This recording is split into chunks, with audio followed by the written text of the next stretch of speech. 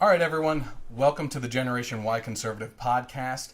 We are broadcasting from CPAC down in National Harbor, and we have a lot going on this week. I have some people here that I'd really like you guys to meet and introduce, get a little bit of background on what brought them to CPAC, what their background has been and everything.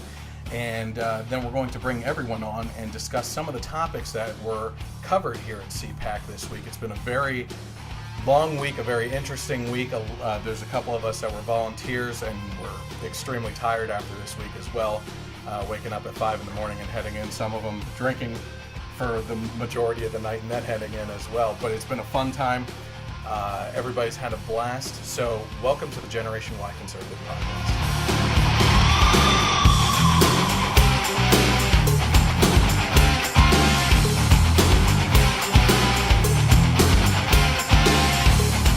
Been spotlighting charities that we want to cover and get out there. Every month we spotlight a charity. This month, with it ending, the charity this month was OUR, which is the Operation Underground Railroad charity. This is a charity that spotlights issues around the world of child sex slavery, going in and saving those kids, using ex-government and military personnel from the United States to work with foreign governments and go in and work with them to find these rings, bring down the leaders in these sting operations, and save these kids. So it's a worthwhile cause.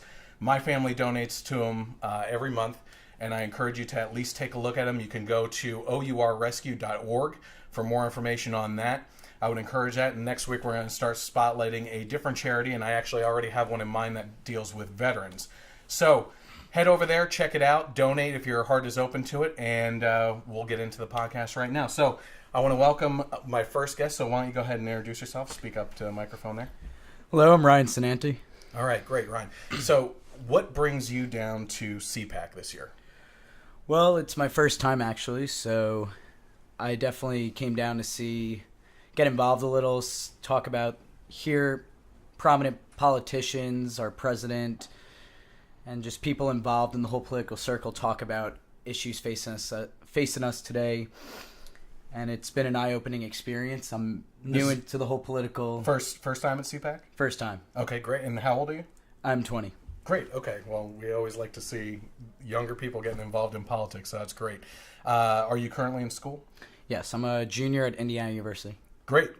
That's a great school, too. So you said you're currently getting into it basically for the first time. What got you involved in starting to chase after politics, especially bringing you down here to CPAC? And, is there a course of study that you're currently taking that has led you in that direction? So I actually recently changed my major to law and public policy, and I'm in a couple classes, national and international policy, urban problems and solutions, and law and public affairs in the School of Public Environmental Affairs. And a lot of them are based around public policy, and we talk about the biggest and hottest issues in our country today. So I've really started to gain interest and realize that I have a passion in this, but I want to learn more, and I'm still relatively new in the whole political world. So, well, with you being 20 years old, let me ask you this. Are your parents involved in politics, or have they ever shown favoritism towards a certain party at all? Growing up, my parents definitely showed favoritism towards the Republican Party. Okay. Big Reagan fans, always talked about the 80s as the golden years, and certainly within our lifetime, at least my lifetime. So I definitely grew up in a Republican household, and it's not like I necessarily just believed everything that they believed in. We disagree on some things. They're a little more conservative than I was at the time, but it's actually interesting that you say that, because I think that there's more of a surpassing past conservatism with some of the younger generations now, more towards a almost libertarian stance, especially when it involves social issues and stuff like that. So is that what you're kind of talking about? I would say, yeah, I'm closer to the middle, not as far right as they kind of raised me to be. Okay, fiscally conservative. Fiscally conservative, okay, yes. Believe in lowering taxes. And so before we let you go and get the next person on, what has been your favorite part of CPAC this year that really stood out to you? Probably seeing Ted Cruz speak. Okay. Really talking about the Constitution, talking about how some federal courts have been undermining the Constitution, and we need to be aware of that as Americans and fighting for our Second Amendment. Great. And Absolutely. It was definitely interesting to see a prominent politician in the same room, and it's inspiring, makes me want to learn. You got to see Trump speak? Saw Trump speak, saw Governor Scott Walker. Okay. Saw a lot of politicians, governors, and it's just cool to see these guys be in the same room, and inspires me to learn more so I could be more informed when talking to people. And that leads me to my last question for you. Where do you see yourself going politically in the future? Does that tie into what you want to do with your career? So I want to go into law. I want to go to law school. Okay. And potentially study constitutional law and work for a firm after school, maybe on the corporate side since I've taken a lot of business classes, and just building a network and building the financial backing so I could potentially run for a spot in office as I get older and learn more. Like, I have a lot to learn, but it's something I'm into, so anything's possible. Well, I would actually encourage you to find local offices that you can run for as well. I believe, certainly with my background and everything, that school board is a great first step into doing that and making effective change in education in your local area. And they really do value younger people running for the school board because it typically doesn't happen. You usually get retired people, and they're so far disconnected from what's actually happening in the public schools right now. You actually would have a better chance and could talk about that a little bit better maybe. So we definitely look into that. All right, Ryan, thank you very much. Thank you. We'll get you back on when we start talking about other topics then, okay? Thank you. All right. Come on in. Awesome. All right. How's it going? Pretty good. Great. So why don't you introduce yourself? My name is Spencer Davis. I'm a junior at Indiana University's Kelley School of Business, studying business economics and public policy. Starting to get a pattern here with the kind of people that we're getting on here. So what brings you down to CPAC then? Well, this is actually my first year at CPAC, and so my friend Conrad, who will be on the podcast later, he kind of... a little bit closer there. Actually, you can bring it to you. Oh, awesome. He kind of introduced me to the idea of CPAC. I think he came last year, and he really liked it, said it was a great experience, and I wanted to come this year, especially with the new president. And yeah, absolutely. Everything and going actually, on. for me being involved in politics for so long, I think I've been involved since about 2004, 2005. I've never been in the same room with a president before. And while Trump wasn't my first choice for Republican, it was something to be in the room with a current sitting president. And even Vice President Pence, when he spoke the day before as well. That was an incredible speech as well. So with your major, what are you looking to do after college then? Right now, I'm not really sure. Just kind of looking... Well, right now I'm in I-Corps, which is the Kelley School's really big block that they're really known for. And so... I'm mostly going to, get through this, and then after that, I'll decide further on my major and if I maybe want to go to graduate school or if I want to go and work in the workforce for a little bit, maybe for state or federal government. Okay, great. And how about in regards to CPAC? What was your favorite part so far? Well, now it's done. What was your favorite part? I'd say that my favorite part has probably been Ted Cruz. Okay. Even though I'm liking this pattern here too. Even though I didn't really fancy him in I think it was the generals. Well, interesting. But yeah, primaries. Or the primaries. Yeah, I'm sorry, misspoke. I don't know. Because I was kind of a Kasich fan, and then I saw Ted Cruz speak, and he was he's very well spoken. Yeah. He obviously knows a lot of what he's talking about. He's very knowledgeable on topics, and so it just kind of struck me. And so I actually find that interesting. Stuck out. What drew you to Kasich then? I'm from the Midwest, and so he seems, he's very moderate, and yes, he is. he, which is why I was wondering why I'm you're a middle at of the CPAC road with a Kasich yeah. supporter. I'm a middle of the road kind of guy, and so I consider myself somebody that could go on both ways of issues, and so it's really just what is better for me and my personal beliefs and personal opinions and the country as a whole at the time. Well, that's what it comes down to. It comes down to aligning your principles with the best candidate that fits that. So now, have you looked into what separates a person from being a moderate that's on the borderline of issues from a libertarian who just has a different view of, even basically a more confined view of government being the least amount as possible and letting it be open reign on social issues, basically. Have you seen the difference in that and where you may fall between those two? I think when you start getting to further ends of the spectrum, you start seeing a less willing person to compromise. I think when you get towards the middle of the road, you see a lot of compromise on issues, which you don't really see a lot today in politics from my personal experience. But I think when you get way out here, you've got people who are so ingrained in their beliefs that they're almost unwilling to change for the betterment of society. Speaking of that, though, in regards to CPAC, did any topics come up that you may have felt one way, but the speaker convinced you or maybe concreted it another way by chance? I think Betsy DeVos on education, she really struck me as, going through those congressional hearings, you really didn't, get the sense that maybe she wasn't qualified. But then she stood up there and she gave a really remarkable speech up at the stage. And it was, it might have been short, but it got to the point, and that's what she needed to do. Did you vote for Trump by chance, or do you not want to say? It's up to you. I'd prefer to not say. Okay, all right. Well, what I find interesting about the Betsy DeVos situation is that a lot of people voted for Trump because they wanted someone outside of Washington, D.C. to shake things up a little bit, right? Mm-hmm. And all this uproar over Betsy DeVos has been really that she doesn't, and not that she doesn't have the educational background, she actually does have some educational background, but it's more been aligned with the private side of schools and everything. Mm-hmm. But I think that's why people on the right are really enjoying this, is because they're trying to shake up everything with people from outside the spectrum and really, make a difference with something that hasn't been seen before. Mm-hmm. Do you agree with that, by the way she was talking? Yeah, I definitely agree with that. I think that this country does need some fresh perspectives from the outside, that, the outside looking in. I think that would really be helpful, because some of these people have just been ingrained in their jobs for so long that you come here and you stay in the city and you lose sight of reality and what's actually going on in the country, because there's so many different cultures in the country.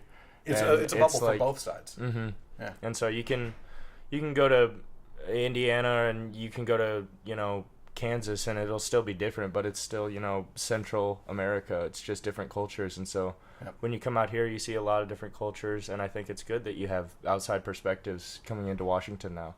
Yeah, absolutely. So CPAC coming back again now, or was this a good experience for you? Yeah, I've definitely liked this experience. It's been a great time. Being that you were more of a moderate, so you say, do you feel like you would try to maybe even go to a convention on the left at all and check that out and see? Maybe, not. Well, I actually went to we're swaying him. We're pulling him over to our side. I went to a Bernie Sanders, when he visited Indiana University last year. Have you had a shower since then? Yeah. You gotta wash that socialism off of you. Exactly. But it's weird. I actually liked Bernie more than Hillary. Maybe that's just because he's a more personable and charismatic person. Well, listen, one thing that myself and a lot of my guests have always pointed out is, as much as we don't like his policies, Bernie is probably the most honest politician in D.C. I totally agree. He will tell you what he wants to do, and that is exactly what he wants to do. He's not going to sugarcoat it at all. Mm-hmm. So I would, I think Bernie is someone that, it's kind of like Trump said, he's for, reworking trade deals and stuff like that. So that's someone that maybe Trump can reach across the aisle to. Mm-hmm. So. Honesty is definitely respectable in this country. Yeah, no kidding. And it's lost on the people down around the D.C. area here. So, all right. Well, thank you very much, and we're going to have you back on as soon as we get some more people in here. Okay. Thank you for having me. Thank you. All right, here we go. Someone with a little bit deeper political experience here. Go ahead and introduce yourself. Well, I'm Matt Shute. I guess it all started in 2000 when I guess it was a combination of my mom playing Rush Limbaugh in the car and what we call Rush Baby, and the fact that I like George W. Bush's hair more. I do remember that as a reason. From that point, I've identified as a conservative, and ever since then I've volunteered. You want to pull that a little closer. Sure. Sorry. There you go. I volunteered on a number of campaigns. I had a paid position with the Pence campaign, actually, when he was running for governor before he was selected. And where was that? I was in Bloomington, Indiana. Indiana. Yeah. Okay, great. CPAC. How many times have you been to CPAC? This will be my 4th time. Wow, nice. I'm an old fart by now. And what college did you go to? Like everyone else here. Same one. Yeah, I went to IU Bloomington, and I just graduated this past May. Okay, great. So you've actually, so you're, how old are you, if you don't mind me asking? 23. 23, yeah. Okay. So you've been involved in politics, wow, yeah, you were really young when you got into it, huh? Yeah. So you said you're basically a Rush baby. Are any other political superstars basically within the radio or TV world that influence your way of thinking at all? Well, my number one role model is Mark Levin. Great. You want to hear my impression of him? Go ahead. Get off the phone, you big dummy! That's really good. That's really good. No, he not only really vibed with the emotional arguments that really gets you going and motivates you as a conservative, but it's gotten to the point where a lot of people can do that, and a lot of people they use their emotional appeal as a crutch. But yes. He, with his legal experience, with his vast knowledge on jurisprudence, I mean, he's just really the best of both worlds. I got my dad listening to him. He's addicted now. Yeah. He's really, really knowledgeable, and I've learned a lot from him. Well, I think what I really like about Levin is the fact that he knows the Constitution, Absolutely. which is exactly what he argued in front of the Supreme Court multiple times. I mean, it's the most important thing when it comes down to our politics, really. Mm-hmm. And I just got done saying, it was either last week's podcast or a podcast before, if our political leaders swear an oath to uphold the Constitution, then constitutionalists should be the moderates of this country, right? Because that's what everybody is supposed to be upholding. But that's not what's been going on. I mean, we actually had the artist here at CPAC that did the Forgotten Man painting. Mm-hmm. Did you see that down at the CPAC Hub? I actually didn't know. Yeah, he was pointed out by Hannity during Hannity's show, because I guess Hannity bought the original Forgotten Man painting. But that's of all the presidents and Obama stepping on the Constitution, the guy sitting on a bench without a job. That one, yeah. I've seen it, yeah. So it's a famous painting that's out there, and didn't know who had done it, but I saw all those other paintings down the CPAC Hub, and it was pretty interesting. But again, I think that the Constitution is lost on many people because they think it's an outdated document. But I think Mark Levin is one of those people that's out there that really pushes that as what should be guiding this country. Mm-hmm. Now, I mean, to comment on that painting, I mean, am I correct in saying that it portrays Obama stepping on the Constitution, and every single other president is there kind of saying, "Well, why are you doing this?" Or is it just from what I remember, it actually goes from the right side of the painting, all of the right presidents, over to the leftist presidents on the left side. So it's kind of like a wave going over, and I don't know what the reactions are. It's a good question. It would be something to look into. Yeah. And actually, when we post this podcast, what I'll do is I'll throw an image up on the screen to show you the painting itself, and we can kind of take a deeper look at that. So what do you feel is next for you? You said you were on the Pence campaign. Good job with that, obviously. So what do you feel is your next step? What do you want to pursue? This past year politically it has been trying. It's been disappointing for a few reasons. I mean, I'm not here moaning that this is the end of the world, but there have been some issues, things that have happened, and just trends that I'm noticing that are not ideal, and we can get into that later. I certainly guess. Bring that up again, because I'm interested. I am now looking into attending the Kelly School of Business at IU, joining all these other guys, and getting my MBA starting in August. So that's the plan right now. I feel like it's good for me to take a break at this point in my life from being officially involved in politics. I think Feel a little burnt I out. think it's not really burnout anymore. It's almost a calming feeling that, right now the political parties and really the political landscape in the country is it's in a transition period, transformation period right now, and there's going to be pains associated with that. Yeah. Pains that I think if I tried to perpetually get involved with or even join, I think it would be counterintuitive. So while I will definitely be focusing on studying the law, eventually going to law school, definitely reading more and more and more about the various philosophies of economics and politics and governance and jurisprudence and everything. I think this point in my life I need to focus on preparation for the future, building my own foundation for that future, because when the public elects one of their own as a public servant, it's expected that they have that foundation, that they have the knowledge and the expertise to back up their beliefs. Unfortunately, we see a few of those people, thankfully, but not a whole lot. So, in order to not be a hypocrite, I think I'm going to focus on business for now. Good. Maybe start a business, something like that, and then go to law school. And if God opens the door to re-enter politics in the future in an official sense, I'll still be involved with things like this, obviously. Good. But So we'll see what it happens. next Definitely. the next CPAC 2018. Sure, you can follow up then. All right. All right. Well, thank you very much, and we'll catch up a little bit more on Thank you. what you were talking about before. We'll kind of dive deeper into that as Absolutely. well. Then, okay? Looking forward to it. Yeah, absolutely. Here, we'll get this out of the way here.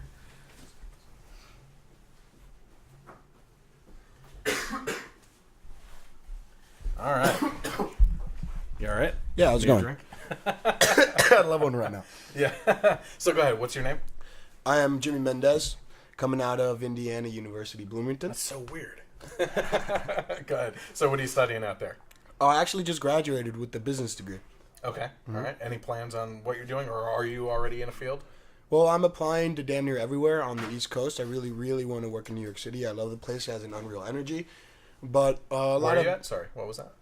New York City. Okay, great. Yeah. It has an amazing energy to the place. I love people. I love being around things happening, and it's business, and that's the world capital for that. Yeah, absolutely. So, one interesting trend I've been seeing with you guys is that we're marking off different spots on the political spectrum. So, where do you feel that you fall on that? Well, as a freshman in college, I actually voted for Obama in 2012. Okay. A couple of years of education in politics and economics and business. I've moved more towards the libertarian, maybe free market conservative type. Like, I don't call myself a conservative because there are a few things in that word that people associate with that do not fit me. Do you want to mention them? Well, I hate protectionism. I think that is idiotic. I believe in the free market 100%. I don't like some of the policies that Mr. Trump is putting up that are supported widely by, I don't want to say conservatives, because I think conservatives are more grounded in their beliefs than, I don't want to say the typical Republican, but some. And, yeah. Well, just one policy that you One disagree policy. Okay. Well, the immigration ban. I think that's a little bit unnecessary. People were following due process to get into the country. Mm-hmm. Maybe another way to handle that, maybe diverting them or something, but an outright ban is not a good look for the country. But, yeah, I mean, I like Mr. Trump. I have nothing really against him. I would never vote for Hillary. That woman is a shill. But, yeah. Well, I find it interesting that you said that you voted for Obama and then you studied economics. That's usually the enemy of Obama that will actually push people away from him right there. So once you start looking into, how the financial markets work, you see how there's a diametrically opposed in how things actually work, right? Yeah, absolutely. Absolutely. But I want to get back to just quickly your comment about what you call the immigration ban and everything. Now, not to argue with you, because that's completely your opinion. It sounds like you've put a lot of thought into that. But one thing that matters really a lot these days is language, right? And how we say things. And people that are in the Trump administration or that support him are saying that it's wrong to label a ban that's more a moratorium, that we're only, that the theory behind this is that we're not allowing refugees to come from countries that are actively working against us to feed us information on who these people are and give us their background checks so we can see and vet properly who's coming into the country. So did you know that or no? Well, yeah, I believe that when there's smoke, there's fire, and letting in a lot of immigrants or refugees from countries that have negative feelings towards us is not the best idea in the world. I do believe that people that were very deep into the process that were denied, like it might be the media swaying my views, but I saw a lot of really negative stories that I believe should not have happened. But on a greater sense, I do think it's not negative to still start putting a harder foot down on these types of countries that don't like us. And I am not an outright advocate against it. Like I'm not totally informed on the matter, but I just do not think it was a good look for a country that believes in freedom. Well, and to go along with that a little bit further, I think in regards to language and language being important, one thing that a lot of people, I think actually this is one of the biggest problems, is that you're seeing a mixing up and mashing together of the terms of who these people actually are, right? You have terrorists, you have legal immigrants, you have illegal immigrants, you have refugees, and they're kind of mixing that all together into one term. Like it's in immigration itself, right? But you have, terrorists are obviously terrorists. We're having an ISIS problem all over the world and everything. You have legal immigrants who are going through the process. Nothing's changing with that. Illegal immigrants are coming here. They're committing a crime by doing so. When they are skipping ahead of the line of legal immigrants, some of whom are my friends that have waited years for the process, and then you have the refugees that are seriously getting away from heated political climates where people are dying. And I completely agree with you that especially that category of people, refugees, are the people that need help all over the place, right? That they need help to get out of the situations that they're in. And I've heard some interesting ways of doing that. Actually, if my friend Gabe is watching, one thing that he proposed at one point in time, and this would be only for a refugee situation, and certainly there's millions of them, so it wouldn't necessarily work on a large scale, but he had said something at one point in time of taking retired cruise liners and naval ships and basically making floating cities within the Mediterranean to keep them in their area until things politically calm down without having them rush into cultural climates that they are not assimilating to, Yeah, that's not a bad idea at all. And most people don't know that those massive ships are surprisingly cost efficient. Yeah, exactly. Yeah, especially Navy ships. Yeah. Yeah, those things have nuclear generators that'll run for years. So you just graduated. Is this your first CPAC? Yeah. And what were your thoughts? What are your final thoughts on that? I really like that people come together to discuss different factors in like the conservative lexicon. Like you see a lot of people discussing the free market. You see a lot of people discussing why we should build the wall. You see a lot of people discussing education. I really came here, like I said, I voted for Obama in 2012, and now I'm at CPAC. I've never considered myself close-minded. I came here to broaden my views a little bit and see what conservatives think. Let me ask you this. Speaking of that, I think you're a good example for this in that you voted for Obama, right? You consider yourself open-minded and everything. What do you notice about the crowd here at CPAC? Because when you think of conservatives, and you said the negative connotations that go along with that and everything, when I think of conservatives, I think of crusty old white millionaire guys, right? So what did you see at CPAC in regards to the crowd? Well, there definitely is a lot of old white guys, but there's a lot of people. You see some diversity. You see people that are just excited, and you see majority people who want to stand up for their views. You see people that hold these views very strongly, that want to see them upholded throughout the country. You see a lot of people who are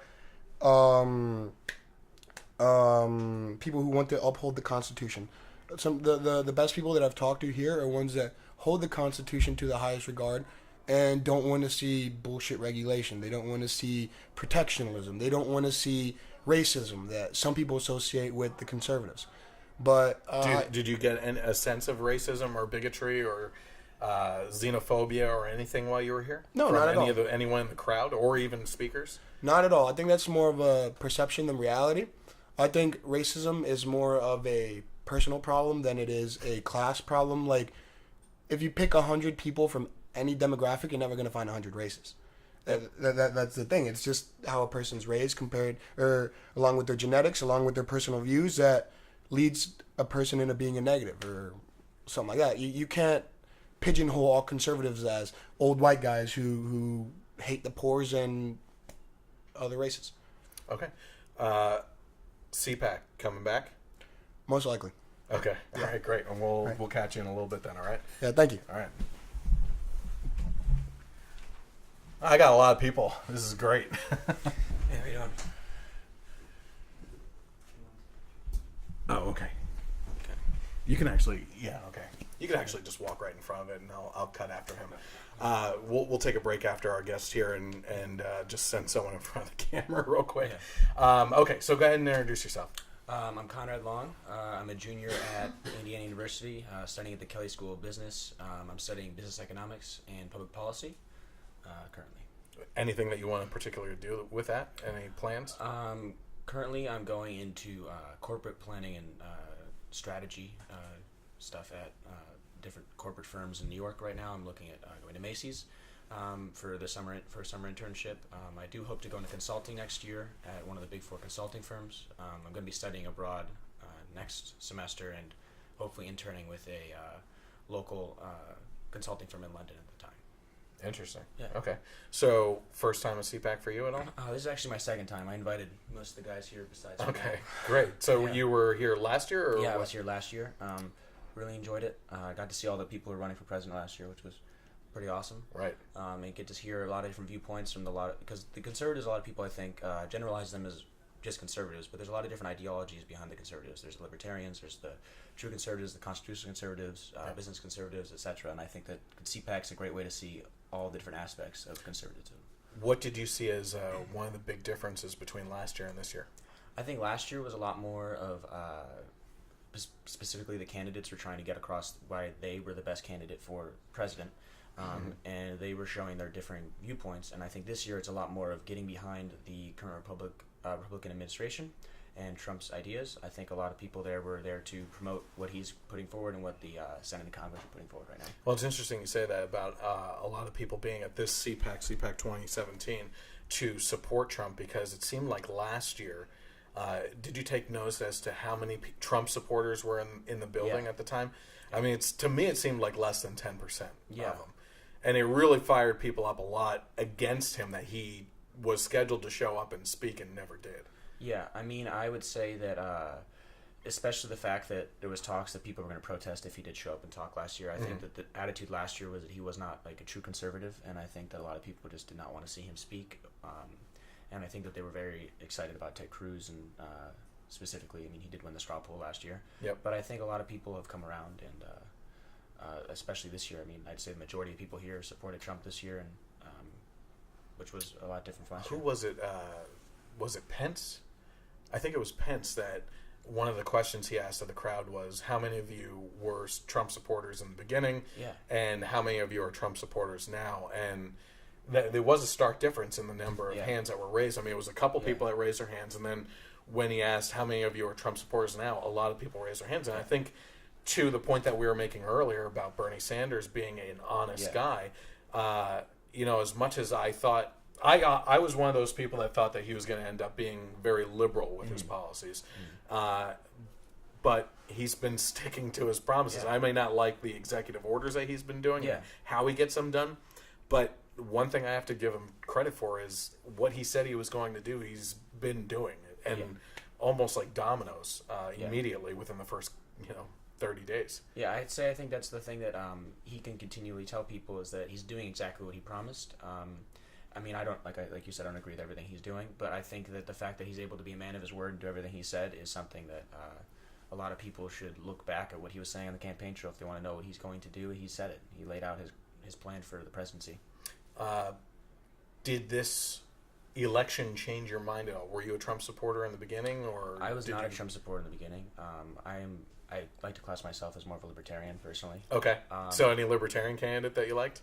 Because there were, what, 3 that ran against each other? Unfortunately, I didn't think Gary Johnson really did a good job once it came to the general. I think that he dropped the ball, especially in that Aleppo question. And I think that if he had any chance of getting I think it was 5% of the vote that he needed to continue the federal funding for libertarians, that he really screwed that up for himself and the party. And from originally in the Republican Party, because I know that the Libertarians aren't going to win anytime soon, so I usually vote Republican Party. I was supporting Rubio. Oh, okay, nice. Yeah. Okay. I can agree with that. Rubio's a good guy. Yeah, and I think that he's going to be a big player in the party in the future. Did you catch his speech on the floor after Elizabeth Warren in regards to Sessions' decision? I did not catch that. You need to go back and watch that. Okay. Very inspirational speech. Yeah. Any other libertarian candidates that you liked at all by chance? I can't remember his name off the top of my head, but it was the young guy. The young guy, Austin Peterson. Yeah, I really liked Austin Peterson. I think that he will probably be the next libertarian candidate. I think so too. I think that he has a lot of potential, and that a lot of people just slept on him because he was young and he didn't have the experience that Gary Johnson. Well, and I think that to your point about Gary Johnson slipping up on the Aleppo question and some other things, one of the things I personally didn't like about Johnson is the fact that he kept on doing crazy antics with like acting like an idiot with fake heart attacks and falling on the floor and stuff. And the problem with the Libertarian the problem with the Libertarian Party that they have to overcome as a marketing concept for themselves is that they're a bunch of crazy people. Yeah. And he didn't do anything to alleviate that problem, that perception that's out there. He really hurt that. And when I do tell people I'm a libertarian, they're like, "Oh, you're a libertarian." Kind of like, get your tinfoil hat on. Yeah, but I guess that's just where I see myself aligning, and I agree with a lot of what they do and stuff like that. I do think that it looks like Trump could be taking some libertarian policies, especially with the economy coming forward and stuff like that, which would be nice to see. Okay. All right, so we're going to get you back on in a couple minutes for basically a panel with everyone, and we'll talk a little bit more, all right? Yeah. All right, so we're going to take a quick break here and keep everything rolling, but we're going to have them run out of the doors here real quick and pass by the camera, so you want remember this face. No, I'm kidding. I'll go ahead and pull that closer to you there. Okay. All right, go ahead and introduce yourself. My name's James Oline. Great. No, so go ahead and give us we have some things that we can't talk about, and these are people that have been involved in different things that, in regards to politics, maybe have to go unsaid sometimes, and that's fine because it's actually what I know that he's been involved with is a very important part of the political process and trailblazing, in regards to politics. So we won't touch on those, but why don't you talk about what you can talk about? What have you been involved with that you can talk about? Well, I guess I could start off with why I got involved in politics, maybe? Sure. Okay. As a soldier, I was in the media, embedding different journalists with their units prior to the invasion of Iraq, and then moved over to my unit got tapped to run the public affairs section of the embassy in Baghdad for about a year. When was that time period? 2003. Okay. Right after the invasion. So I was doing media relations and speech writing out there at the embassy. When I came home, I had been exposed to a lot of policy, foreign affairs, and government officials overseas, and decided that I wanted to. Well, I didn't know what I wanted to do, but I did know I wanted to hang out with a cousin of mine who worked up on the Hill. Okay. And he got me involved in his candidates' campaigns, and subsequently, a couple years later, I finished school and decided to help out on a couple congressionals, and moved over to a spot in the media, exposing fraud, waste, and abuse. Okay, great. And since then, I've been. I guess last year was quite a year I spent on presidential, gubernatorial, Senate, and congressional races around the country. Anything interesting that you can talk about?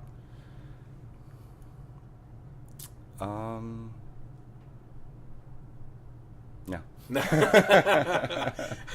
Well, I know a couple stories, but we'll leave it at that. But so you were here at CPAC last year as well. I was. It's my third CPAC. Okay, actually. Great. Wait, third in a row, or Third was in a there row. space? Okay. Third in a row. So I came right after Dan Bongino's campaign. I was on his campaign in Maryland. Nice. Yeah. He was actually the first one that I ran into here that I got. Oh, a picture really? With. Yeah. Dan's a good guy. Yeah. I really supported what he did and hit the ground running with him. We almost made it a couple years ago. So. Yeah, he is a very personable guy and very intellectual, spot on with his remarks on everything in regards to politics.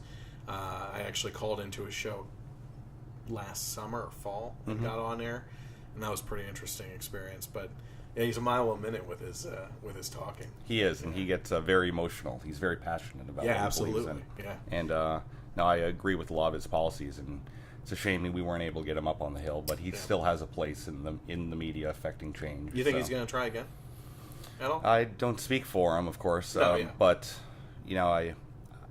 his head's there, so his head's there. He's got a good foundation for it. Whether he'll decide to, it's a big commitment with family. True. And with your career path that you put yourself on.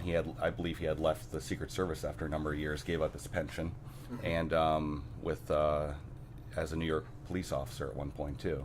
Wow, he has quite the history. Yeah, so he did that. He was Secret Service, I believe, for Obama and for George W. Bush, and then left that to run for U.S. Senate in Maryland and subsequently for Congress in Maryland 6th Congressional and then down in Florida. And it takes a lot of toll on your family life, a lot of strain. Yeah. And, after a certain point, you also have to look into providing for your family and moving on with other things in your career. And he's found a good spot, and I believe it's the Conservative Review that he's editor of at this point, or contributor for. Well, he's on CRTV, it seems, right? That must be the same network of things. I'm not sure. I'm not sure, really, but I do know he's found a spot for himself where Absolutely, he can be a good voice for policies. What stands out? Well, with a track record of CPAC now, what stands out to you as big changes over the last 3 years? From CPAC to CPAC. Sure. Well, the first time you go to CPAC, I don't think it matters if it's this year or 4 years ago, or even when my father first went, and I think it was 81. Okay. And I think the first time you go, you're just overwhelmed. Yes. There's so many activities. There's so many things you can learn, so many people you're interacting with that you might have seen on TV, or just people that you interact with that might have a similar view to you that you just want to have that camaraderie with. And that newness of it wears off the second time, especially when your second time you come back with a candidate and you're working on a campaign. Then it's a whole different viewpoint of what the purpose of CPAC and why you're there. Now you're there to network, to make sure that your candidate gets seen and gets on the radio, and to find out other options for fundraising in a campaign. This time I actually decided to show up and meet some friends. That's part of CPAC, is always running into old friends on campaigns and people you've seen in years past. But I also decided to volunteer this year, which was an interesting experience. First time volunteering? First time volunteering, yep. It's a little rough on you, isn't it? It's exhausting, actually. It really is. They feed you very well, but they ask you to wake up and show up at about 6:15 and work till about 12:30. Yeah. It's a lot of time on your feet. But it's another way to see CPAC, another way to experience it. Behind the scenes. Behind the scenes. I mean, that's actually one thing I want to speak to while I have your attention and everything, is that volunteering at CPAC it has so many benefits to it, right? I mean, you and I are exhausted. We're running on a couple hours of sleep since Wednesday.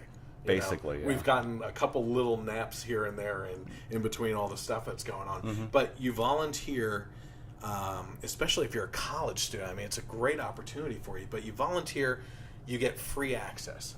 Do you know how much? Does anybody here know how much tickets are to attend the week? $150, I think, for the 3 days. Okay. I think it's $75 for a 1-day pass, and then a student or a veteran, $70 for students. Okay. And then I think also there's a veterans and a senior citizens rate. But we end up paying for our hotels right? Correct. Or you, in your case, I'm you go local, home. so, yeah. But I end up paying for my hotel. I volunteer for half the day. In which case, in a lot of cases, you're behind the scenes on a lot of things. I mean, you're always walking in and out of situations. Was it yesterday? Yeah. I happened to be an escort for like 2 hours for Ambassador Bolton. Yeah, that was quite the experience. Yeah, it was amazing. And you're walking him around. And I was with his team, and I was overhearing what they were talking about. And you're just seeing how, there's, one guy's in control of the media, and he's like, okay, here's where we're going next. Grabbing him, running. And I'm in charge of, like, keeping people back and not talking to them and making sure he can, get to the next, radio. Everyone wants to shake his hand when he's going through the hall. Yeah. I mean, and we've seen some people swarmed to the point where they're enclosed, and it must freak them out sometimes. Yeah, there was one guy on Fox that I saw, and he was just mobbed. People were literally, they had their hands around him, and they were like, say it again, do this, do that. And was that Waters or? Yeah, it was Jesse Waters. And they were like, say it, say Waters World, and I could just, he was being as friendly as he could with everyone, but you could see it was shortening him on there, and he had a purpose to be there too, in addition to seeing his fans and interacting with everybody. But they're people at the end of the day too, and they get exhausted. Yeah, absolutely. I think it would be helpful if everyone was mindful of that. It gives a new respect to standing back and watching those situations when you're attending as a volunteer, and you're not trying to bombard everyone. But another interesting thing for me today, and we haven't had a chance to talk about this, I actually manned the phone today for CPAC, and since it was the last day, only 4 calls came through the whole day, so I was pretty bored. But it was actually kind of their war room for the staff, where Mercedes Schlapp was coming in and out. I'm sure Matt was using the room sometimes.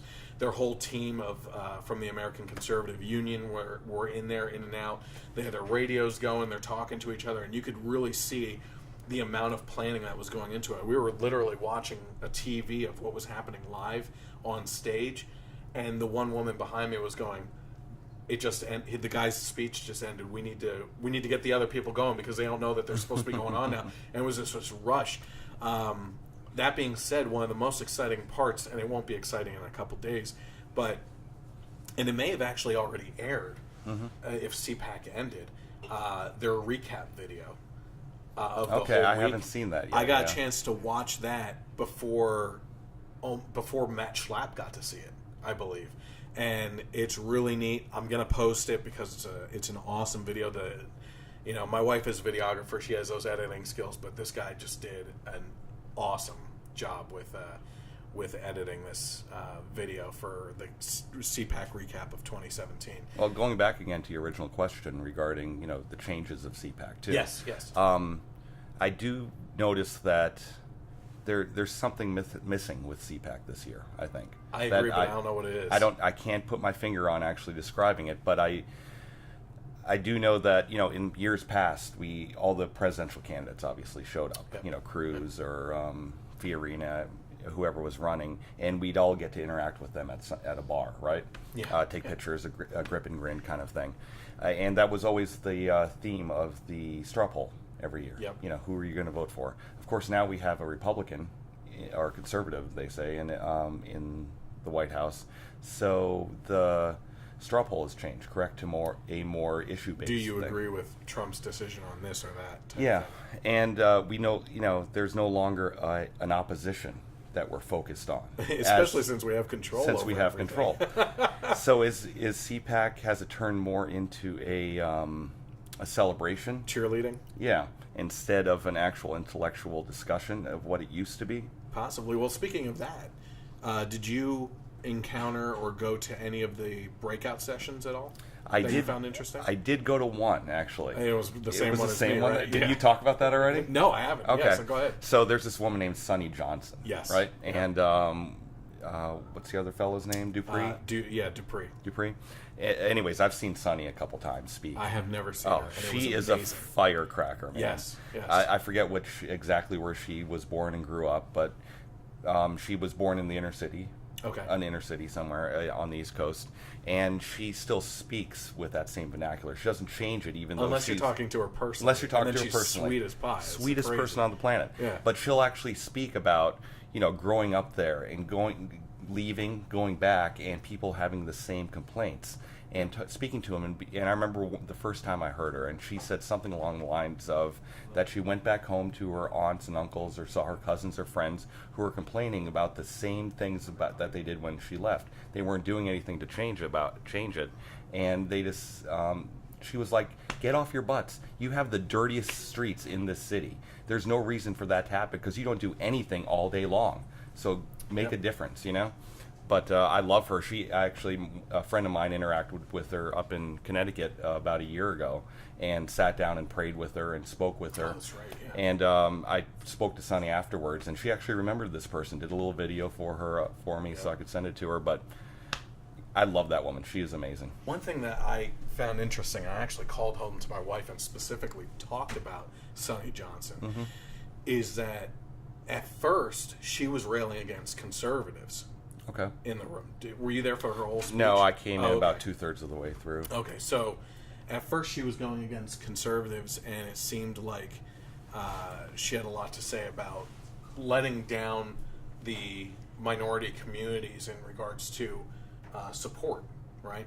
And you're right. The inner city talk comes out, and you felt like, oh man, where's this going?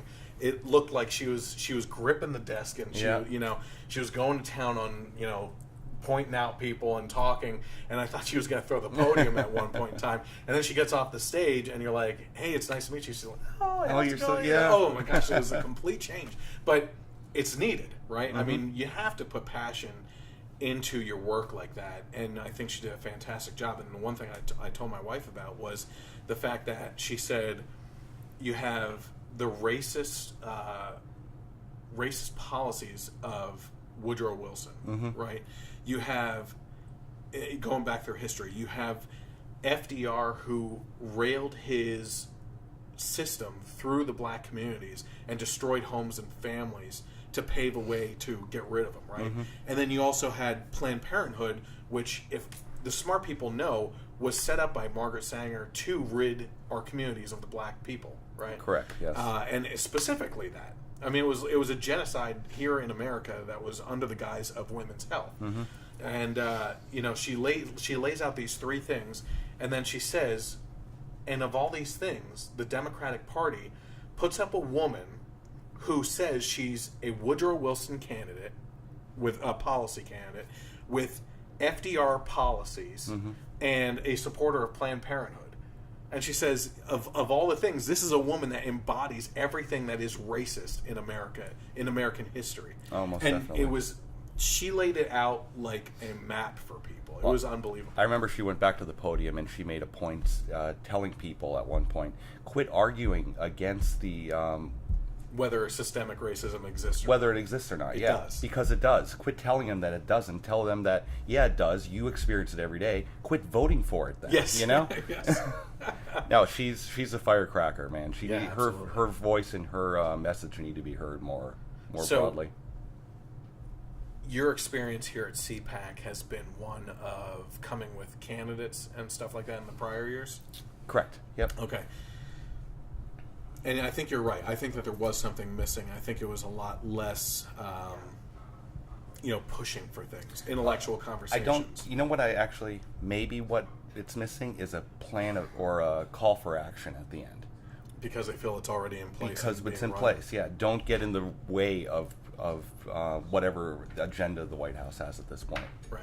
But yeah, I think the call for action's missing. I think there's not a sense where you're leaving here and you're going to hit the ground and make a change again, because we've done it.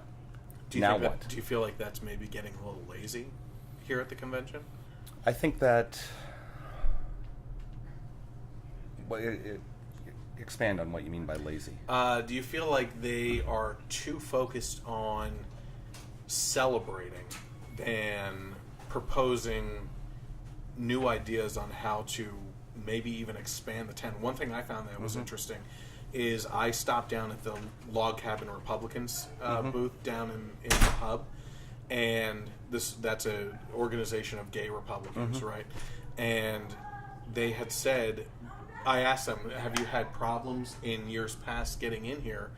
And they said, yeah, there was a little rough around the edges at first, but the past 2 years have been fantastic. People stop by, they have great things to say, and the tent is expanding. Oh, interesting. You know, and I said to him specifically, you know, I feel like if we can meet with people that agree on at least 80% of the issues, we can expand the tent with those people. Mm-hmm. You know, there's no reason to exclude people if we can agree on 80% of the issues. Mm-hmm. You know? Hey, you can always work out the rest. Yeah. You know, that's open to debate, and what's lost in our country right now is a civilized debate. I'm wondering though, that civilized debate, it used to occur here, and now Yes. I'm just afraid that because we have a Republican and a conservative in the White House, that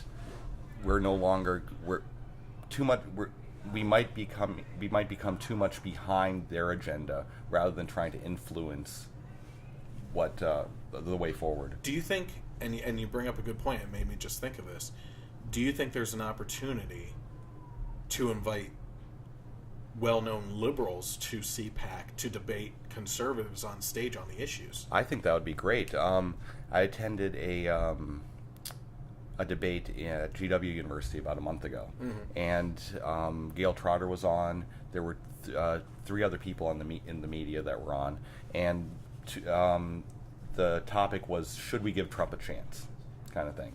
And then about a week later, the CNN had that debate between Bernie Sanders and Ted Cruz. Yeah. And I didn't look at the ratings of that at all, but I found it extremely interesting, Yes. especially after, you know, a whole year of debates that we've seen, and it's been, people have been very interested in talking about or hearing people talk about those policies in a mass media format.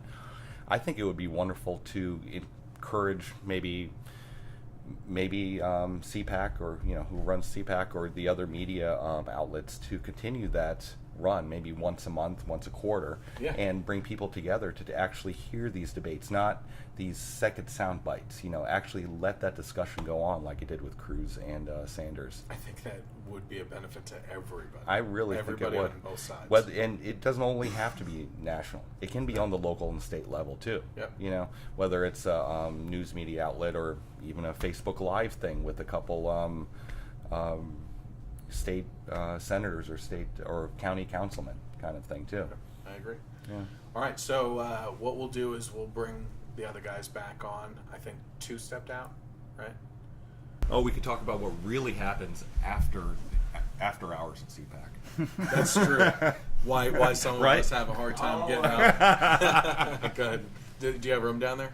I've got a little bit of room. All right, so what I want you guys to do is, if need be, if you want to answer something, just bring the mic over to you, because it's a little hard to hear if you're not right up against it, okay? So what I want to discuss with you guys, just for a couple minutes here, is what happened maybe this week in the political realm of things, outside of CPAC even. What happened in CPAC, if there were if there was anything that stood out, and what our thoughts are on that, right? Oh, we have a stranger just walking out here. So no, you're okay. No, you're good. So how about we start with this? One topic that I found very interesting this week was Milo Yiannopoulos. Mm-hmm. Right? Are you guys familiar with what happened? Just so everybody understands.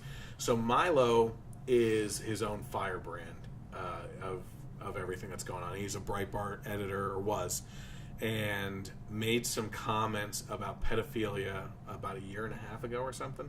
He was invited to CPAC this year, and these comments came to light, and not only did he get disinvited by CPAC, he lost his book deal, and he resigned as editor of Breitbart.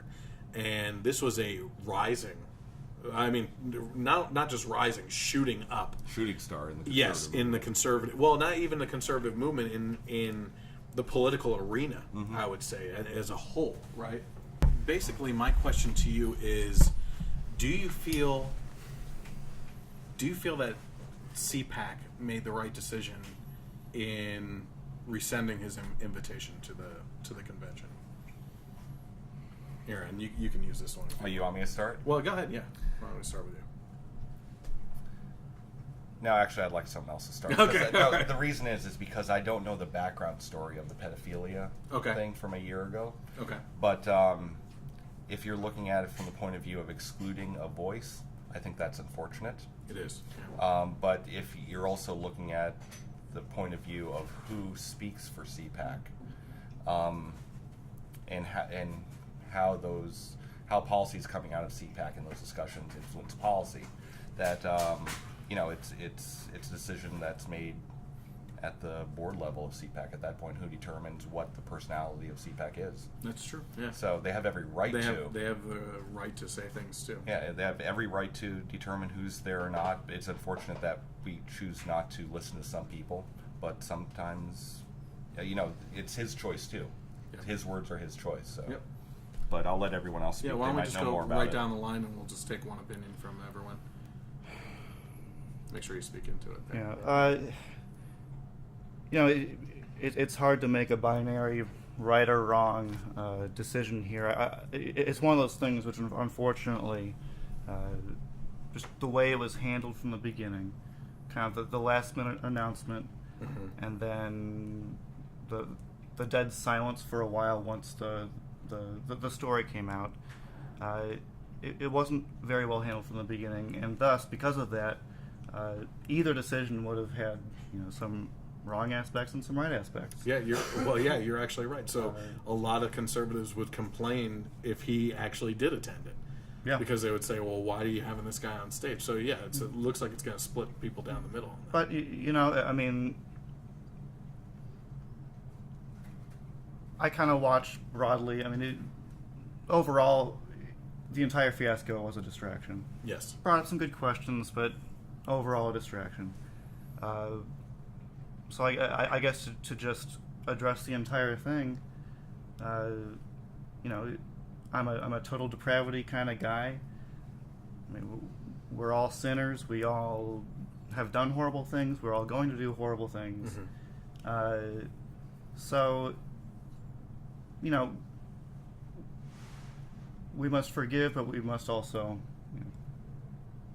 cleanse ourselves of those wrongdoings. Sure. And also treat every situation like this with respect to the First Amendment, but also calling out wrongdoing. Is it possible that both of those things could have happened, and a denouncement of what he said could have occurred while retaining his speaking slot? Maybe, but would his speaking slot in general have been even more of a distraction? We'll never know. So if we just have that kind of total depravity mindset, we just kind of agree that it wasn't a perfect situation and just move on. Okay, you want to pull the mic over to you then? So are you familiar with Milo? Pretty familiar. I don't think it was the right decision to rescind his offer. Okay. I think he was mainly coming to talk about free speech, as we saw the Berkeley protests. And isn't that interesting? Shutting him down, and I think it would have been good to hear him talk about free speech, because it's something we need to hear as we see these protesters trying to take it away from the Republican side, because they believe our speech is the wrong speech, which is not the way to look at politics. So just because of a mistake he made, and he could have really explained himself to the people that were against him coming, and it's a shame he couldn't come. Absolutely. But at least we replaced him with President Trump, so can't complain about the time slot not being utilized properly. That's true. Go ahead. So I am familiar with Milo. I think he is pretty well spoken, and he really does have his own brand. Yes. But I do think it was the right decision, because I do not condone pedophilia in any way, shape, or form. That is just wrong on so many human rights levels. But I do think he could have added a productive voice to this convention. So. Well, and not to call you out on this, that you're saying anything wrong here, but I don't think anyone condones in the conservative movement pedophilia at all, and even the liberal movement or libertarian movement. What I personally found interesting as a fan of Milo, what makes the news or what makes headlines is when he says crazy things, right? And I think we were talking about this at the bar the other night, which is it's what's in between those crazy statements that come out every now and then. That's this meaty, intellectual, factual based conversation that he's able to have, that he can on the spot just demolish his opponents with the facts, and he's very well spoken. And with all that being said, what I find really interesting is the fact that Milo is not one to back down from what he has said and never apologizes. In this case, he did. And you could see that it really impacted him that this came out. And it's not that it just came out. He put it out there. He said the words, right? But the fact that he said he takes back those comments, it wasn't meant to be taken that way. He realizes what a mistake it was, and he apologized for it and said if he could do it all over again, he certainly wouldn't go that route of talking that way. I find that very interesting for him to say because he doesn't back down off of what he says, And yeah, so I think what happened here, and I think what you were alluding to, is that we have a situation here where if Milo was a voice of the left, they would be circling the wagons right now to protect his speech, no matter what he said, right? And I think that this kind of story came out as a distraction, like you said, the distraction, right? As a distraction for conservatives to kind of paint them into the corner as, this is exactly who they are. They're not going to allow different voices in their convention, and it's going to be the straight white men convention, and they're going to keep it to that, right?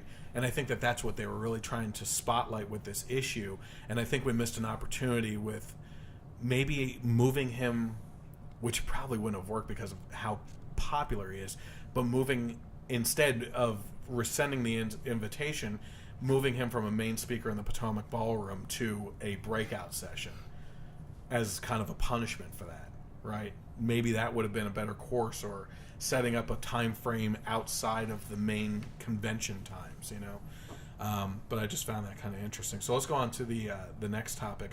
During our time here at CPAC, it was announced that Trump has done away with the Obama regulations on transgender bathroom usage, right? You guys are all familiar with that too. We've all been kind of wrapped up in the in the convention itself. So, what are your thoughts on that? Did you expect that to come from Trump? I expected it to come from Trump. I did, and I agree with him on it. Okay, I do. I'm looking at. I was a soldier for a long time. I was in Iraq for quite a while, and there's a buddy of mine that's in the news quite a bit, and he told me he was a Navy SEAL at one point, and he told me once that if you're so confused that you don't know what your gender is, I don't need you having a gun and fighting for me. I do think that I do think there are roles for people. Let me play devil's advocate for a second, because they would say that they aren't confused, that they do believe that they are that other gender. There is no other gender. Well, right, and listen, I'm trying to play devil's advocate with you, but if a man in the Navy claims that he is a female and assumes that gender, he or she would say that they are not confused. That they are very they're clearly they're self-delusional and believe they're not confused. Okay, all right. Okay, go ahead. Bring it over to you there. Sorry. The fact that we're even talking about not one but two presidents' involvement with this issue is, frankly, a sign that we've gone way too far in general. Regardless of what side you are on the whole transgender debate, and I think the general conservative view on that and the general liberal view on that pretty clear. But the fact that the President of the United States, when the economy and foreign policy and other things are eons more important than this. And look, I think that the overall moral direction of this country is at stake, and an incredibly important issue that defines the direction of other policy out there. But something like this, constitutionally, is just completely out of whack. There should be a states' rights thing, and okay. I mean, this all started because of an Obama administration overreach, right? So the blame really falls on that administration. So, on constitutional grounds, what Donald Trump did, sure, it's a return to normalcy constitutionally. Well, but let me just cut you off for 1 second there, because I think, just to be fair to them, for them to answer as well, you bring up a great point, which is that a lot of people are probably watching the media reports on this and saying that Trump has completely reversed Obama's plan on this, and it is now illegal for transgenders to use a bathroom that they identify with, when in fact it seems like he has just left it, like you said, to the state issues, right, for the states to decide, in which case that really falls in line with a founding fathers type of mentality of like leave it up to the states and let that be a state's decision. So it's not a complete recension of what the rule was or policy was that he put in place, but now he's leaving it to the states to decide. Well, I think he's always, even Obama left it to the states to decide.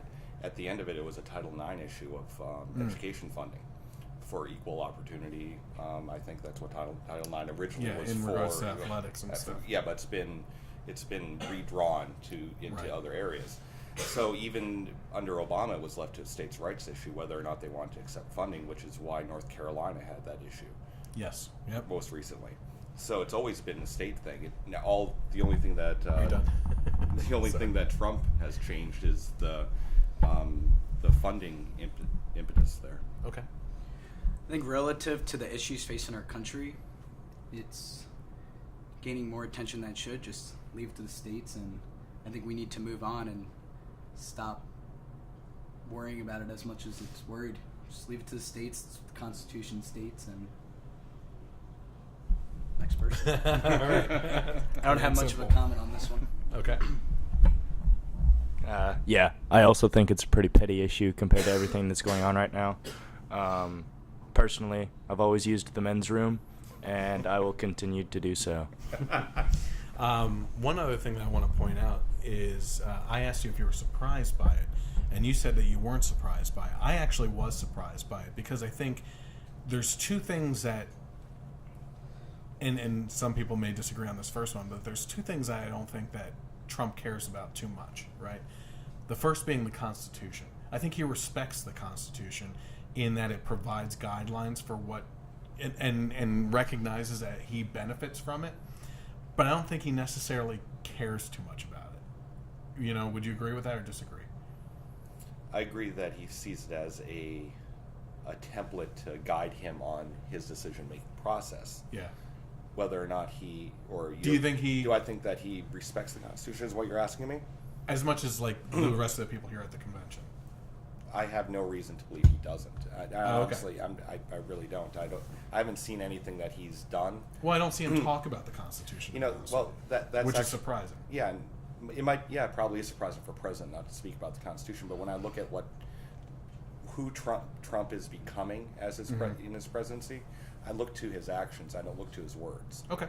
Well, and the other thing, the other reason why I'm surprised on this is not that this has anything to do specifically with the Constitution. What I'm actually surprised about is it seems like he doesn't care about social issues. It's like when he was asked during the primaries, this is before the general election time, whether or not he would allow transgender people to use the bathroom that they identify with in the Trump Towers. He said they can use whatever bathroom they want. He was open to that. He's actually the first president to assume office and on day one be basically for the LGBT community. He doesn't really care about that stuff. He sees them as non-issues, which is why I felt like I was surprised by his actions on taking back what Obama put in place as a policy. But at the same time, like I said, leaving it to the states is not that big of a deal. Why do you think he did? What's your theory? It's to maybe placate. I mean, he's already got the attention of the conservatives. He doesn't seem to care to placate to anybody, though. I know. So. Yeah, that's why I'm so confused by this action. Which I don't know. The people he put around him, I believe, have a lot of influence on his decision-making process. He takes their counsel seriously. Yeah. So I'm wondering whose counsel brought that issue up. I think we had a past president who was focusing too much on the social issues. Absolutely. And Trump has kind of brought more of this no BS. We have to stop worrying about these little things that are holding us back. When we had President Obama saw the deficit grow. He saw the most debt ever under his presidency. Yep.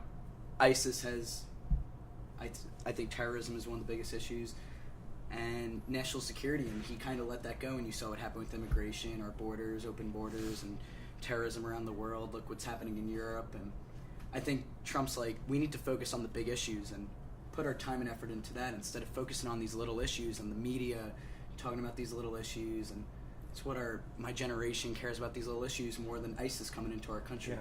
It's almost like first world problems, right? Yeah. I mean, on September 12th, we knew what our problems were. If you look at September 10th newspaper, it's very much the same issues that we've had for the past 6 years. That's interesting. He needs to change. He's wanna changing do our that, country's actually. priorities, I believe, and that's what we need, because the last 8 years we saw that dwindling away. So we've been going pretty long with this, which I'm happy for.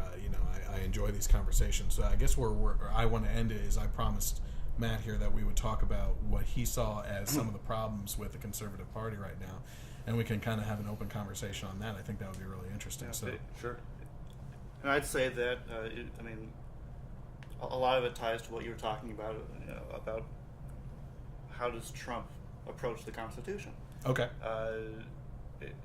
And that's just one symptom of what I feel to be an overall problem. And when it comes to the base issue, I guess you could say it's our education system. It's a completely fragile and nebulous hierarchy of what the center of society is right now. So to kind of stratify everything, first of all, I think in this point in time, while some might think that it doesn't really matter that much that Trump does not revere the Constitution or talk about it as much as he could, there's a fundamental and widespread on both parties lack of understanding of what the Constitution stands for. Absolutely. People think that the Constitution grants them rights. People think that they have a right to this, a right to that. There's a fundamental misunderstanding of what a right is. And I was actually reading earlier about Thomas Sowell's rights fallacy. He's fantastic. And, when people misunderstand what a right is, that's incredibly dangerous because, and this is something that Mark Levin brings up, if you have a right to something, the government has the authority to compel someone to allow you to exercise that right. And can take it away. Exactly. So I feel like at this point, and I'm thankful for Mike Pence, because I think Mike Pence is the individual who is in the position to do this right now. But we need an articulate leader to help at first explain to the American people what a right is, Yes. and explain that. But that's only a topical solution, and we're only going to have long-term results if we drastically reform our education system. And that's going to be difficult, but it has to be done if we're going to survive as a country. Who was it that talked about Betsy DeVos liking? Okay.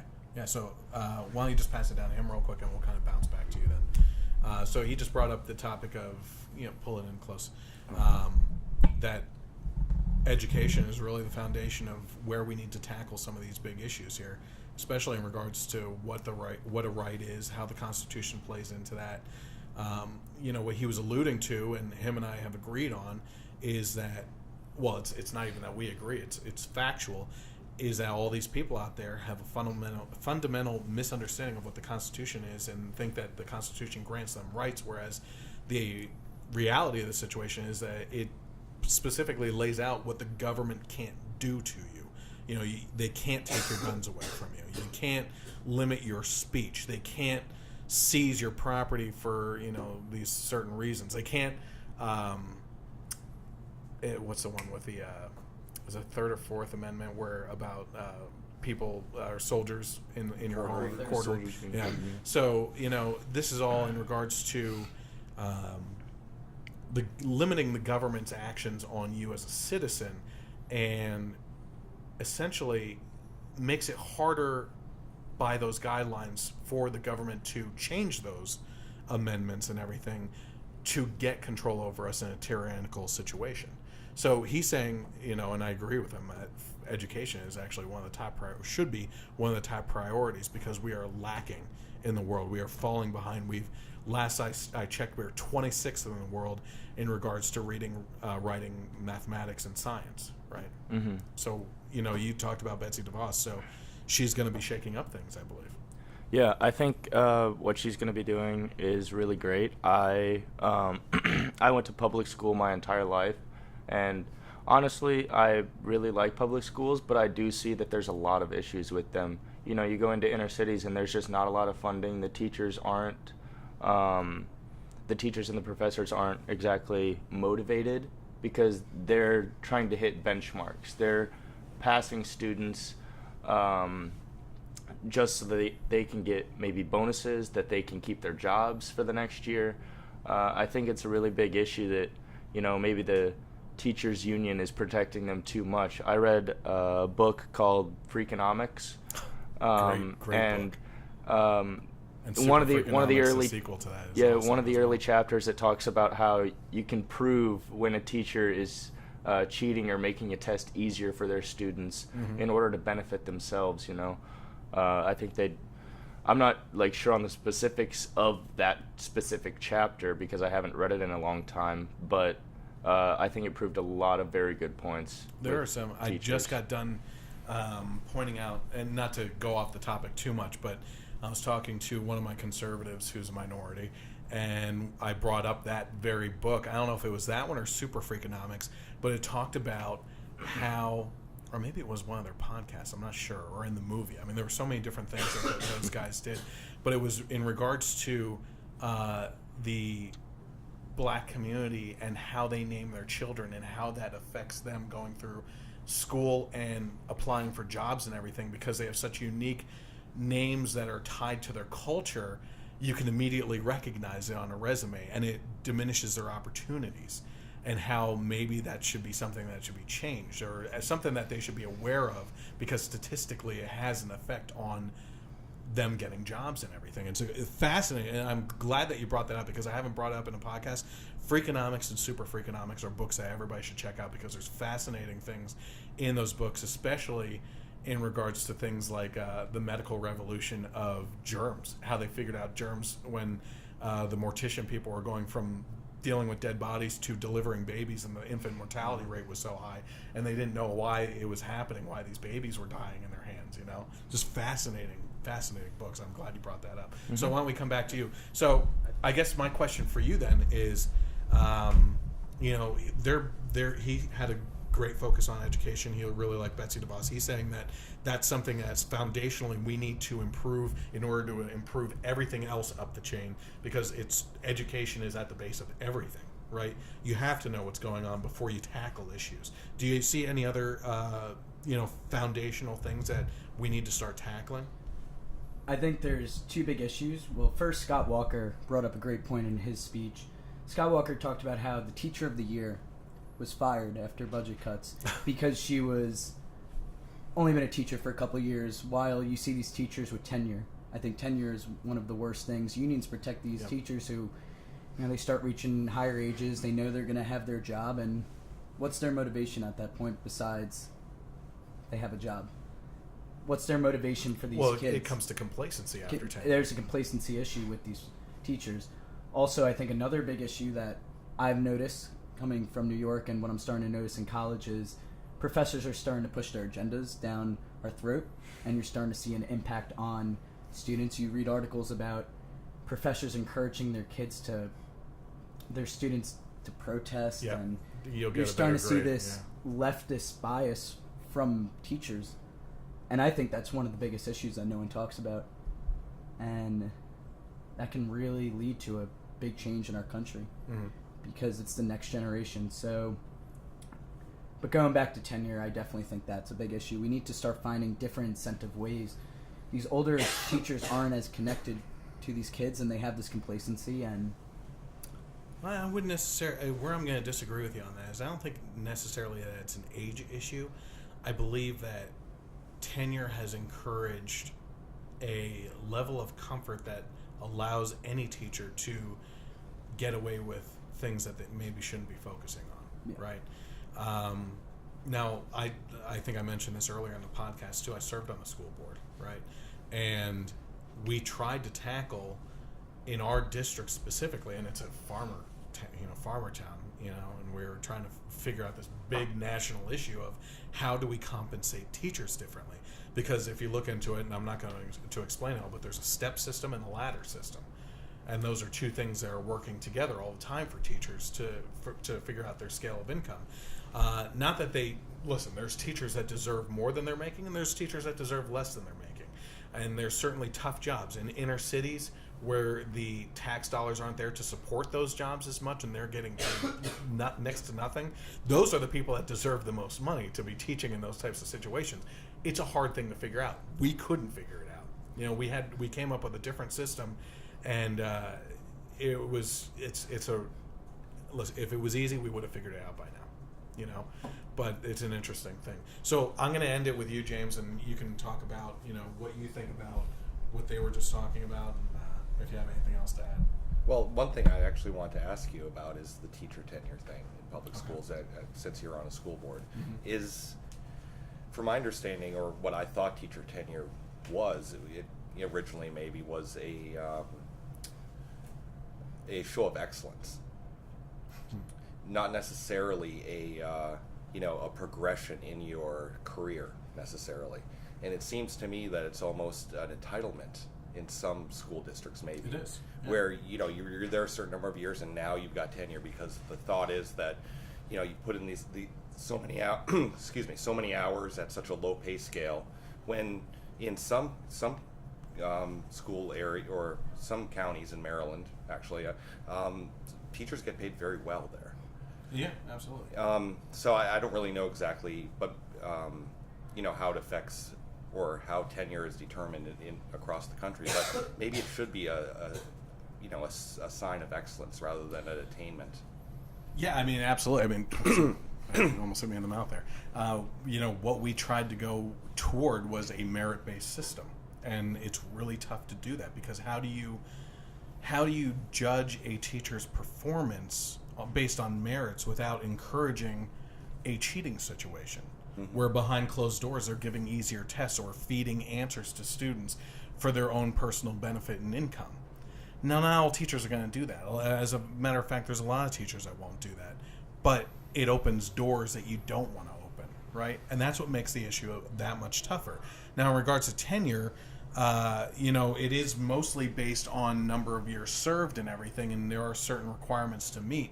But once you do that, what happens is the teachers' unions become the biggest issue in it, because not all, where it gets really rough, and you have to be very careful with your words, because teachers are amazing people.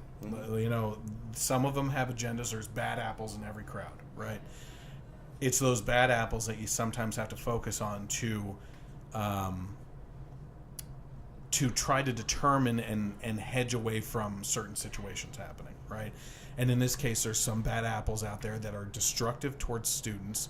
Just the other week I covered a situation where a teacher saw Legos as a tool that built cognitive engineering abilities in kids, right? But only boys were playing with the Legos. So she decided, as a social experiment within her own school, to specifically not allow boys to use Legos, and encouraged girls to use them, and actually made them use them, but wouldn't allow the boys to use them. So she was in a social experiment in her school, was literally, she believed that it was great for cognitive building of the brain, and would not allow the boys to do it. Right? So there's people like this that should be fired, that the unions end up protecting, and all that comes in with all these rules and stuff that go along with that.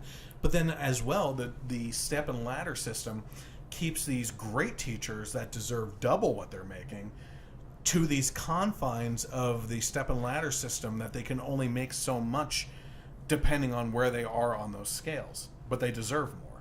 And meritly, they deserve more. You know, it's a screwed up system, and there's really no good answer to it. Well, there's just one other thing I wanted to bring up, and it kind of ties together the idea or the discussion we had on the Constitution and education.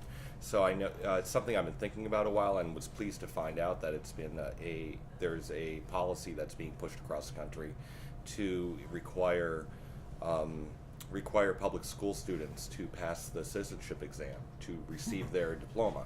Actually, in Arizona, it just got passed through the legislation. So I've heard it's going through a few other states, and that might have a good impact, because I remember looking at my father's report card from when he was a child in the 60s and 50s, and it had a lot of the things that they were teaching them were civics, were duty, were history, and I think other things that we just don't even touch upon any longer. And I mean, with Jesse Waters, all of his segments, going to schools and people don't know anything, it's such a shame. And I don't see any reason not to. I think that would be a good thing.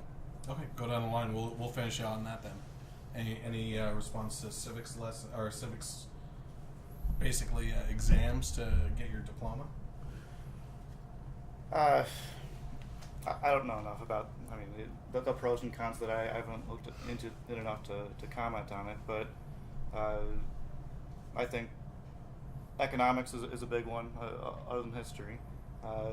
And to very briefly in 30 seconds, because we went on the broader topic of education, but you did ask earlier, about the state of the Conservative Party. Yep. And the heart pulse of the conservative movement, as defined by Goldwater, Buckley, is a solid foundation of knowledge of conservative principles such as economics. Last year, it seemed like there was an overall love for the free market and respect for it at CPAC. This year, with the videos displayed, the speeches, a lot of protectionist, nationalist economic policies, and everyone, or at least the grand majority of people, just seem to clap along and not dissent to it. Yeah. And we can argue, whether or not those kind of economic policies are a good thing. But my overall worry is that if our conservative house of principle of economics is built on a foundation of sand, what does that say about everything else? What does that say about the state of conservatism as a whole? True. Good. I like the idea of a citizenship test. I think if you went around to colleges, I don't think many college kids can even tell you 10 to 15 parts of the Constitution on the amendments. Right. Like, if you ask someone randomly, what's the 22nd Amendment? Couldn't even tell you, or the amendment that grants kids 18 to vote, which is the 26th Amendment. I think the Constitution needs to be taught instead of just, it's the basis of our country. And the Constitution needs to be understood for us to understand how to be involved in this country and what our values are, what our founding fathers seeked for this country. How it separates us from other countries. How we're different, how we're like no other country, and why other countries want to come here. Mm-hmm. And I think it's hypocritical for people to be against immigrants and have this hatred towards immigrants when they can't even pass their own citizenship test and don't even know their own constitution. So I think it's important to look to that. Ever since this year, in one of my classes, I was kind of forced to learn the Constitution. I had a test on it. And it's kind of changed me knowing the Constitution and understanding state rights, and it gives me a different outlook on politics now. And when I see the media and I see these Waters World, when he goes up to these students, they know more about the Kardashians than they know about their own freedoms. And we need to stress that more. As an American, you should know the Constitution. At least some. At least some. At least some of it, yeah. Yes. We're not asking for that much. It's not a long document. Go ahead. Yeah, I mostly agree with Ryan's points about the Constitution, about the immigration test, or the citizenship test, not the immigration test. Sorry. It's been a long week. It's been a long week. It has been, and a few long nights. Yeah. But yeah, I think that every American should know at least have a basic knowledge of the Constitution. I do think civics, economics, and duty to your country, when you turn 18, you do have to register for the selective service. Yeah. And so I think people should be taught about the background of that. We have had drafts and things, and you have to be willing. Like, when you get drafted, you have to be willing to go serve. And I think that should be taught more in schools instead of just learning about ceramics and things like that. All right, well, listen, I want to thank you guys very much, and the other two that didn't make it back on camera because we ran out of room. I thought we actually had enough room here, but it was a great talk. I really appreciate all the different viewpoints. I think that it was a fantastic opportunity to see that even within our own conservative movement, we have some differing opinions and that we range all over the place, but that we're able to come together for conventions like this and celebrate those differences, and that's really what's important, expanding the tent as much as possible. It's been fun. I hope you guys keep in contact with everything and follow the page. Speaking of following the page, some people are watching live on Facebook right now. If you're not, you can catch the edited version on YouTube, which will be the HD audio and video. Both on Facebook, you can search for the Generation Y Conservative. On YouTube, you can search for the Generation Y Conservative. On Twitter, I am at Gen Y Conservative without the E on the end. You can also find the audio version of this podcast on Stitcher and Google Play, soon to be on iTunes as well. And I have some very interesting and important information coming in the next couple weeks in regards to the audio-only podcast as well, because I made some very good connections here at CPAC, and we'll just leave it at that. We might have a couple thousand more people tuning in on a regular basis, so we'll see how that goes, and I'll have more announcements as that comes around. But I want to thank everyone for joining us. Thank these guys again. Have a great day, and God bless America.